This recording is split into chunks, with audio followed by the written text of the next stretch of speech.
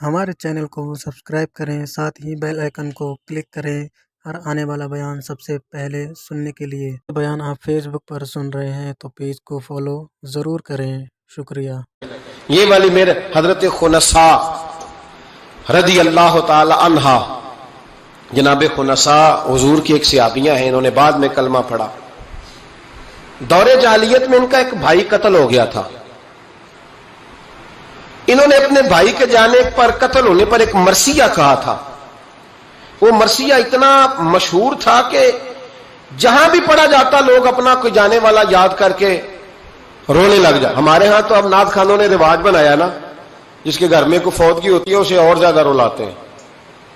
میاں صاحب تو شعر لکھ گئے تھے، کوئی یہ تو نہیں انہوں نے کہا تھا کہ سارے کلاتے ہی پڑے اجے۔ انہوں نے تو شعر لکھا تھا نا، باپ مرے تے سر ننگا ہوندا، تے پائی مرن تے کنڈ خالی، تے ماما بعد محمد بخشا کون کرے رکھوالی۔ اب اس کو پتا ہے اس پہ روئیں گے بھی زیادہ، نوٹ بھی زیادہ دیں گے، تو ہر جگہ جا کے نا بات یہی چھیڑ دیتا ہے۔ اب وہ بیچارے بچے پہلے سے زیادہ روتے ہیں، تڑپتے ہیں، حالانکہ حکم یہ تھا کہ جب کسی جاؤ نا فوتگی پہ تو ان کو رلانا نہیں بلکہ ان کو حوصلہ دینا ہے۔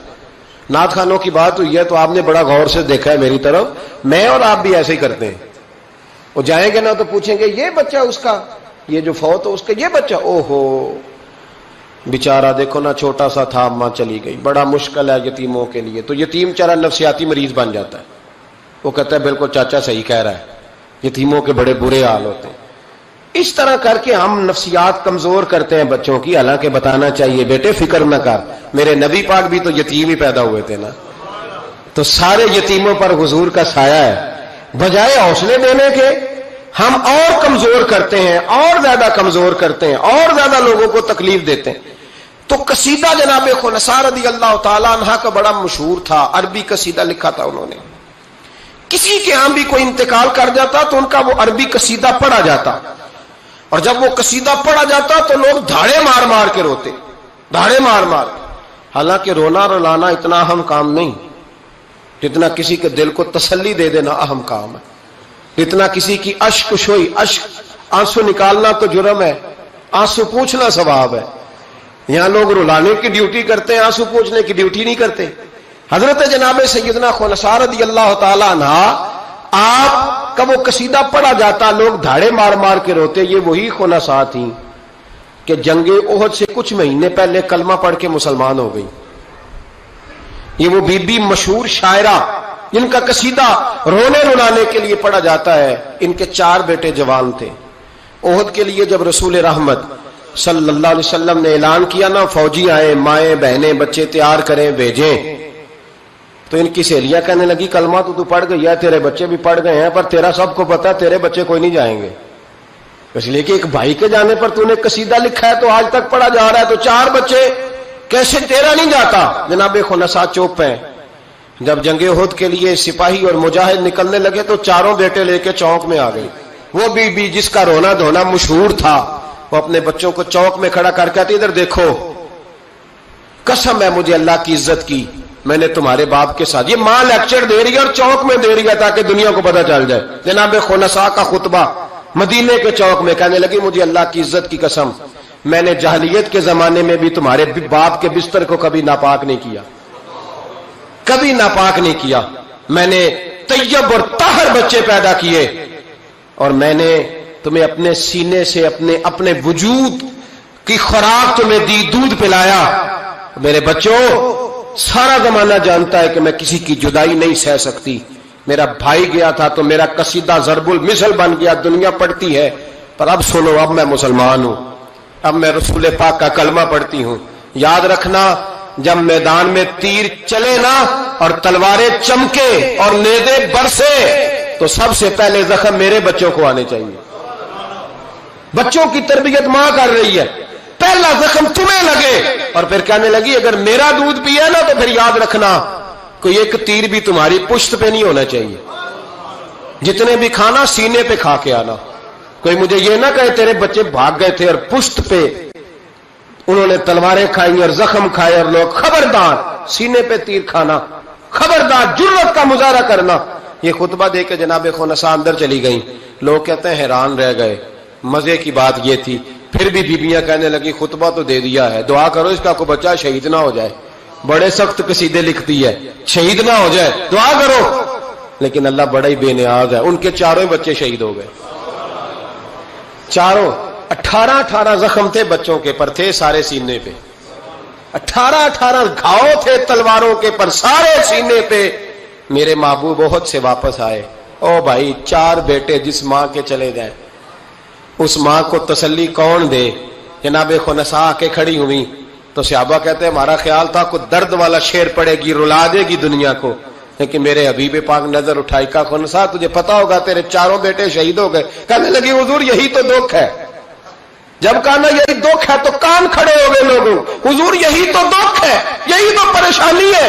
محبوب نے فرمایا کیا پریشانی ہے؟ کہنے لگی حضور یہی تو پریشانی ہے، میرے 4 تھے، دل کرتا ہے میرے 14 ہوتے۔ حضور یہی تو دکھ ہے، 4 تھے، دل کرتا ہے 400 ہوتا۔ 4 کروں تیرے نام پہ جان فدا، نہ بس ایک جان 2 جہاں فدا۔ سونیا میرا 2 جہاں سے بھی نہیں جی بھرا، میں کروں کیا کروڑوں جہاں نہیں۔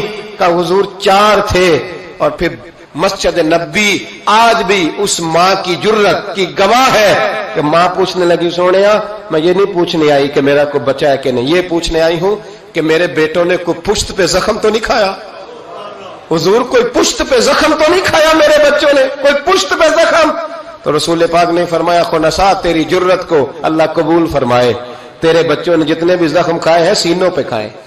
میں نے کہا مائیں عظیم ہو تو بچے بھی عظیم ہوتے ہیں، اور اگر ماں کسی کے سائے کا اندھیرا دیکھ کے ڈر جائے تو بچوں میں جرت کیسے آئے گی؟ بچے کربلا کے میدان میں کیسے جائیں گے؟ بچے کس طرح میدانوں میں کئی دفعہ کہہ چکا ہوں، لیکن پھر آج میرا دل کرتا ہے پھر بات کروں۔ حضرت عبداللہ بن زبیر حضرت ابو بکر صدیق کے نواسے، نبی پاک صلی اللہ علیہ وسلم کی پھپھی کے پوتے جناب زبیر بن عوام، اشرا مبشرہ صحابی، ان کے بیٹے حضرت اسماء جناب صدیق اکبر کی بڑی بیٹی کے بیٹے جناب عبداللہ بن زبیر امام حسین کے بعد نکل آئے میدان میں نکلے جناب عبداللہ بن زبیر۔ حجاج بن یوسف مقابلے میں بھیجا گیا، اللہ کی قدرت کے اگرچہ پہلے جب لڑائیاں ہوئی تو یہ کامیاب ہوئے، ہر میدان میں بڑے بہادر تھے، مکے اور مدینے کے لوگوں نے ان کے ہاتھ پر بیعت بھی کر لی، انہیں خلیفہ بھی مان لیا، لیکن حجاج بن یوسف جب آیا تو وہ تگڑی فوج لے کے آیا، کچھ ان کے ساتھی شہید ہو گئے، کچھ پسپا ہو گئے۔ حضرت اسماء اس وقت 100 سال کی بوڑھی تھی، 100 سال کی ماں، ہاتھ کامتے ہیں، راشا ہے، آنکھوں سے نظر آنا بند ہو گیا۔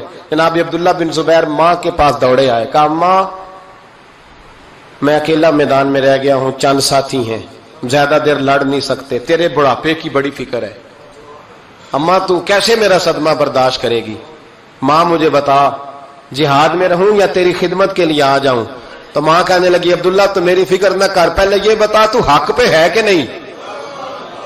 ماں کا جملہ کہتے رانائی اور ولولہ اور جہاد کا جذبہ لکھا، پہلے بتا سچا ہے کہ جھوٹا؟ جناب عبداللہ بن زبیر کہنے لگے ماں مجھے مصطفیٰ کریم کی نبوت کی قسم، اللہ کی عزت کی قسم، بالکل سچا ہوں۔ تو کہا بیٹے پھر میدان میں رہنا، چھوڑ کے نہ آنا، کوئی مجھے تانا نہ دے کہ میں بزدل کی ماں ہوں، دیکھ مجھے تانے سے بچانا، کوئی یہ نہ کہ بزدل کی ماں، میدان میں رہنا، میدان میں۔ تو حضرت عبداللہ بن زبیر کہنے لگے اماں یہ بڑا ظالم آدمی ہے جو میرے مقابلے میں آیا ہے، سنا ہے قتل کرنے کے بعد ناک کاٹ ڈالتا ہے، آنکھیں نکال ڈالتا ہے، وجود کی بوٹیاں کر دیتا ہے۔ 100 سال کی ماں، 100 سال کی اماں لاٹھی کا سہارا لے کے کھڑی ہوگی اور زمین پہ لاٹھی مار کے کہنے لگی عبداللہ چل میدان میں۔